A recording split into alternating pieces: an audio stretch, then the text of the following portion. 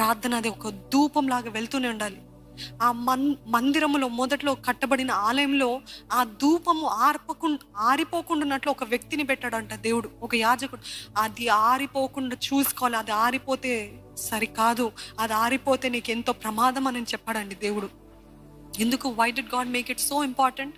Because the incense has to keep going, the incense has to keep going అని ఆ పాత ఆలయంలో, మొదటి ఆలయంలో ఆ రీతిగా ఉన్నట్లయితే ఈరోజు మీ దేహములే ఆలయం అని దేవుడు చెప్పాడు. మన దేహములే దేవుని ఆలయం అని చెప్పాడు. ఈ ఆలయంలో ఎటువంటి ధూపం వెళ్తూ ఉండాలంట? ప్రార్థన ధూపము. అందుకనే కొన్నిసార్లు మనం మోకరించి ప్రార్థన చేస్తాము, కొన్నిసార్లు మనం ఇళ్ళలో ఉన్నప్పుడు సపరేట్గా ప్రార్థన చేస్తాం, కొన్నిసార్లు ఈ రీతిగా ప్రార్థన చేస్తాం. కానీ దినమంతా కూడా ఎడతెగని ప్రార్థన ఉండాలంట. దేవా మీకు తెలుసా? దేవా నాకు సహాయం చేయ, నాకు సహాయం చేయ అనేది కూడా ఒక ప్రార్థన అని తెలుసా? మీరు ఎక్కడికి వెళ్తున్నా, బైక్ నడిపిస్తున్నా, బస్సులో వెళ్తున్నా, కార్లో వెళ్తున్నా, ఏ పని చేస్తున్నా, ఒంటరిగా ఉన్నా, ఎక్కడున్నా దేవా అని ఆయనతో మాట్లాడే అనుభవం ఉందా? అది ప్రార్థన ధూపం.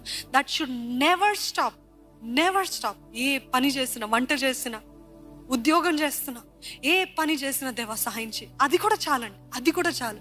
ఆ ప్రార్థన ధూపం ఎప్పుడు వేస్తూనే ఉండాలంట. మీ కుటుంబంలో ఆ ప్రార్థన ధూపం వెళ్తూనే ఉండాలంట. ఈరోజు మనము చూస్తుంటాం భారతదేశంలో